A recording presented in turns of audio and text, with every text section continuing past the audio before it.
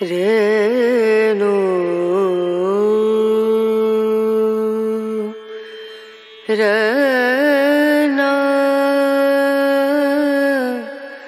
Rana.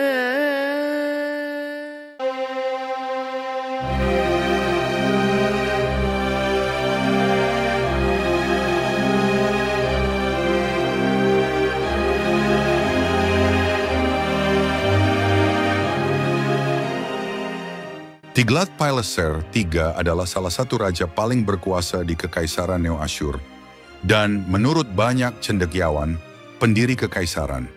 Berlawanan dengan klaim adat Nirari II atau Asyur-Nasirpal II sebagai pendiri. Nama lahirnya adalah Pulu atau Pul sebagaimana ia disebut dalam kitab-kitab Alkitab, Iramain Raja-Raja dan Itawarikh. Nama samaran Tiglath-Pileser III adalah versi Ibrani dari Tukulti-Apil-Esara dalam bahasa Akkadia, dan dipilih untuk menghubungkan dirinya secara langsung dengan raja-raja besar di masa lalu, seperti Tiglath-Pileser I. Ia naik takhta dalam kudeta istana, dan bukan dari garis keturunan kerajaan, meskipun tampaknya ia memiliki darah bangsawan. Sebelum naik ke tampuk kekuasaan, Kekaisaran Asyur telah merana di bawah raja-raja seperti Asyur dan ketiga dan Asyur-Nirari V, dan para penguasa daerah telah memperoleh cukup kekuasaan untuk bertindak secara otonom. Setelah kudetanya, Tiglath-Pileser menata ulang pemerintahan, membatasi kekuasaan para penguasa provinsi, merestrukturisasi militer, dan merevitalisasi kekaisaran. Di bawah pemerintahannya, Kekaisaran Asyur meluas, dan penduduk dipindahkan secara paksa ke seluruh wilayah untuk memaksimalkan efisiensi masyarakat dan mencegah pemberontakan. Ia adalah seorang administrator yang cakap dan secara teratur dianggap sebagai salah satu pemimpin militer terhebat dalam sejarah. Pulu adalah gubernur provinsi kota Kahlu, juga dikenal sebagai Nimrud, yang telah menjadi ibu kota Kekaisaran Asyur sejak pemerintahan Asyur-Nasirpal II. Ketidakpuasan dengan aturan singkat Asyur-Nirari Pidfun telah mencapai titik krisis pada tahun 746. Sebelum Masehi dan Perang Saudara pecah, faksi Pulu mengalahkan pasukan Asyur-Nirari V, merebut istana di Kahlu, dan membantai keluarga kerajaan. Tidak jelas apakah Pulu memulai pemberontakan, tetapi ia memenangkan dukungan dari pejabat istana untuk melancarkan pemberontakan atau mengambil alih komando setelah pemberontakan berlangsung. Dalam kedua kasus, ia mengklaim takhta setelah kematian raja dan mengasumsikan nama Tiglath-Pileser III. Otonomi gubernur provinsi telah berkembang pesat di bawah pemerintahan dua raja terakhir kekaisaran. Sejarawan Van de Mirop menulis, pada paruh pertama abad ke-8, Asyur telah kehilangan kemampuannya untuk berkampanye di luar perbatasannya, dan pejabat lokal di dalam negeri telah merebut sebagian kekuasaan kerajaan. Gubernur provinsi mampu bertindak dengan sangat mandiri, meskipun mereka masih harus mengakui ketundukan mereka kepada raja. Para cendekiawan tidak sepakat tentang sejauh mana kelemahan internal. Sebagian melihat pejabat lokal sebagai sesuatu yang hampir otonom, yang lain menganggap mereka sepenuhnya terintegrasi dalam struktur negara Asyur dan kegiatan mereka terkoordinasi dengan kegiatan raja. Karena Tiglath-Pileser III adalah salah satu pejabat pemerintah tersebut dan berhasil menggulingkan raja, prioritas utamanya adalah memastikan hal yang sama tidak terjadi padanya. Ia merestrukturisasi pemerintahan untuk menempatkan lebih banyak kekuasaan di tangannya sendiri dan secara drastis mengurangi kewenangan gubernur setempat.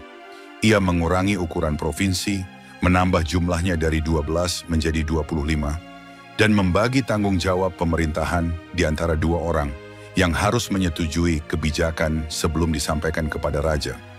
Berbeda dengan bentuk lama di mana satu gubernur yang berkuasa bebas melakukan apapun yang diinginkannya. Ia juga memulai kebijakan di mana ia mengangkat Kasim untuk posisi ini, sehingga tidak akan ada dinasti, provinsi, dan posisi tersebut tidak dapat diwariskan dari ayah ke anak, sehingga mengurangi kemungkinan seorang gubernur mencoba merebut terlalu banyak kekuasaan, karena ia tidak akan dapat membangun garis keturunan untuk meneruskan namanya.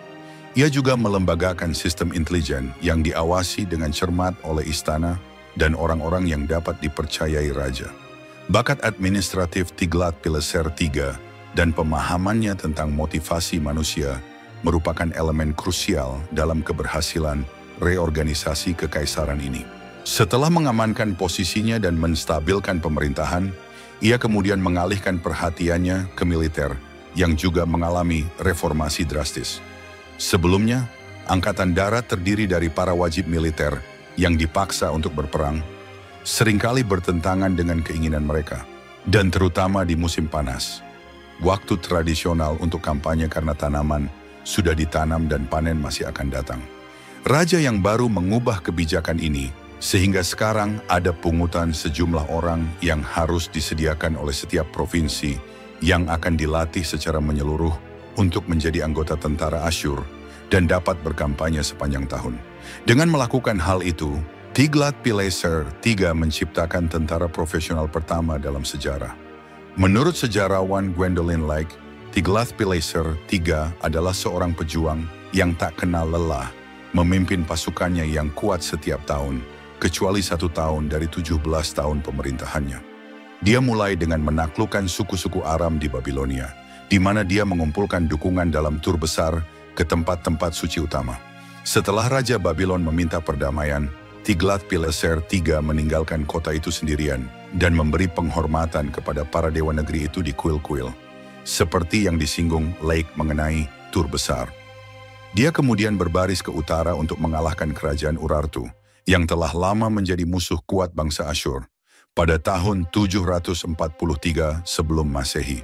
Dengan Urartu di bawah kendali Asyur, dia kemudian berbaris ke barat ke Syria dan menghukum kerajaan Arpad yang telah menjadi sekutu Urartu pada tahun 741 sebelum Masehi. Dia mengepung kota itu selama 3 tahun, dan ketika kota itu jatuh, dia menghancurkannya dan penduduknya dibantai. Dia kemudian membagi kerajaan Arpad menjadi provinsi-provinsi di bawah kekuasaan gubernur-gubernur Asyur yang merupakan kasim sesuai dengan kebijakannya dan mendeportasi sebagian besar penduduk ke wilayah-wilayah lain. Meskipun Tiglath-Pileser III secara umum disebut sebagai Raja Asyur yang pertama kali melembagakan kebijakan deportasi, kebijakan itu sebenarnya telah ditetapkan oleh adat Nirari I berabad-abad sebelumnya dan telah menjadi praktik umum bagi raja-raja yang cukup kuat untuk menerapkannya sejak saat itu. Metode-metode deportasi Tiglath-Pileser III sesuai dengan metode-metode pendahulunya yang memastikan bahwa orang-orang yang dideportasi dirawat dengan baik dan diperlengkapi untuk perjalanan mereka. Sejarawan Karen Ratner mengomentari hal ini dengan menulis, orang-orang yang dideportasi, tenaga kerja mereka, dan kemampuan mereka sangat berharga bagi negara Asyur, dan relokasi mereka direncanakan dan diatur dengan saksama. Kita tidak boleh membayangkan perjalanan para pelarian miskin yang menjadi mangsa empuk bagi kelaparan dan penyakit. Orang-orang yang dideportasi dimaksudkan untuk melakukan perjalanan senyaman dan seaman mungkin agar dapat mencapai tujuan mereka dalam kondisi fisik yang baik. Setiap kali deportasi digambarkan dalam seni kekaisaran Asyur, pria, wanita, dan anak-anak ditampilkan bepergian dalam kelompok, seringkali mengendarai kendaraan atau hewan dan tidak pernah dalam ikatan. Tidak ada alasan untuk meragukan penggambaran ini karena seni naratif Asyur tidak menghindar dari tampilan grafis kekerasan ekstrem, dan sumber-sumber teks kontemporer mendukung gagasan bahwa orang-orang yang dideportasi diperlakukan dengan baik, seperti yang dibuktikan misalnya dalam sebuah surat dari seorang pejabat Asyur kepada rajanya Tiglath-Pileser III. Mengenai orang Aram yang telah dituliskan oleh raja tuanku kepadaku, siapkan mereka untuk perjalanan mereka. Aku akan memberi mereka perbekalan makanan, pakaian, kantung air, sepasang sepatu dan minyak. Aku belum memiliki keledai, tetapi begitu keledai itu tersedia, aku akan mengirim konvoiku. Bahwa negara terus mendukung para deportasi setelah mereka mencapai tujuan mereka jelas terlihat dari surat lain dari penulis yang sama. Mengenai orang Aram yang tentangnya raja tuanku berkata, mereka harus memiliki istri. Kami telah menemukan banyak wanita yang cocok, tetapi ayah mereka menolak untuk mengawini mereka dengan alasan, kami tidak akan setuju kecuali mereka dapat membayar mas kawin.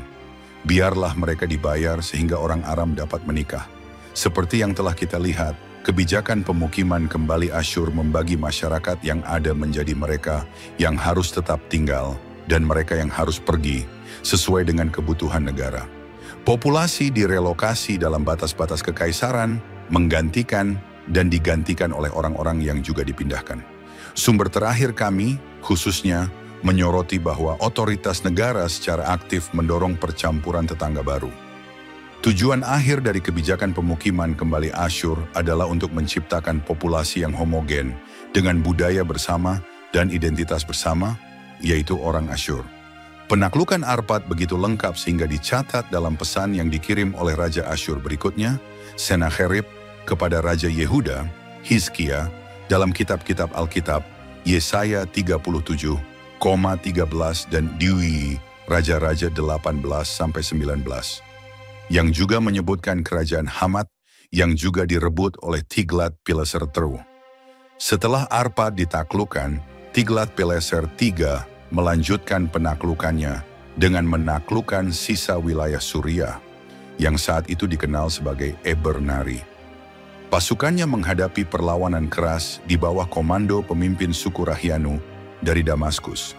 Tetapi, setelah 2 tahun konflik, pasukan Damaskus dikalahkan dan wilayah tersebut ditaklukkan oleh pasukan Asyur. Kampanye seperti pengepungan panjang Arpad atau pertempuran dengan Damaskus hanya dapat dilakukan oleh tentara profesional seperti yang telah diciptakan Tiglat-Pileser III dan seperti yang dicatat oleh sejarawan Dubovsky, perluasan kekaisaran Asyur ini tidak dapat terjadi tanpa organisasi tentara yang baru, logistik dan persenjataan yang lebih baik, dan khususnya penggunaan senjata besi sebagai pengganti perunggu. Senjata besi dapat diproduksi secara massal untuk melengkapi pasukan tempur yang jauh lebih besar daripada yang sebelumnya dapat ditempatkan di medan perang dan, tentu saja, lebih kuat dari senjata perunggu. Namun seperti yang dijelaskan Dubovsky, meskipun kita dapat membedakan peningkatan dalam persenjataan Tiglat-Pileser III, khususnya dalam mesin pengepungan, senjata saja tidak akan pernah mampu memenangkan perang kecuali digunakan dalam kampanye yang direncanakan dengan cermat. Keberhasilan cemerlang Tiglat-Pileser III dalam pertempuran terletak pada strategi militernya dan kemauannya untuk melakukan apapun yang diperlukan untuk mencapai tujuannya. Ia juga memiliki pasukan tempur terbesar, paling terlatih, dan paling lengkap dalam sejarah dunia hingga saat itu. Sejarawan Kriwacek menggambarkan bagaimana pasukan itu terlihat oleh lawan sekitar tahun 740. Sebelum Masehi dalam bagian berikut, dia akan melihat di tengah formasi, pasukan utama infanteri, barisan prajurit tombak yang kompak, ujung senjata mereka berkilauan di bawah sinar matahari, masing-masing tersusun dalam 10 baris dengan 20 barisan. Dia akan kagum dan mungkin gemetar pada disiplin dan ketepatan manuver mereka, yang kontras dengan cara yang relatif bebas dari pasukan sebelumnya, karena reformasi telah memperkenalkan struktur komando yang sangat maju dan efektif. Prajurit infanteri bertempur dalam regu yang terdiri dari 10 orang, masing-masing dipimpin oleh seorang bintara, dan dikelompokkan menjadi kompi yang terdiri dari 5 hingga 20 regu di bawah komando seorang kapten. Mereka terlindungi dengan baik dan bahkan diperlengkapi dengan lebih baik karena Asyur mengerahkan pasukan besi pertama, pedang besi, bilah tombak besi, helm besi, dan bahkan sisik besi yang dijahit sebagai baju zirah pada tunik mereka. Persenjataan perunggu tidak menawarkan tandingan yang nyata. Bahan baru ini yang lebih murah, lebih keras, tidak mudah patah, dapat diasah lebih tajam dan mempertahankan ketajamannya lebih lama. Biji besi tidak ditemukan di jantung wilayah utara Mesopotamia, jadi segala upaya telah dilakukan untuk menempatkan semua sumber logam di dekatnya di bawah kendali Asyur. Prajurit tombak Asyur juga lebih lincah daripada pendahulu mereka.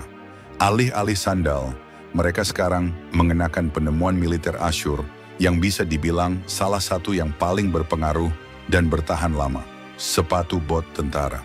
Dalam hal ini, sepatu bot adalah alas kaki kulit setinggi lutut, bersol tebal berpaku, dan dengan pelat besi yang dimasukkan untuk melindungi tulang kering, yang memungkinkan untuk pertama kalinya bertempur di medan apapun, betapapun kasar atau basah, gunung atau rawa, dan di musim apapun, musim dingin atau musim panas.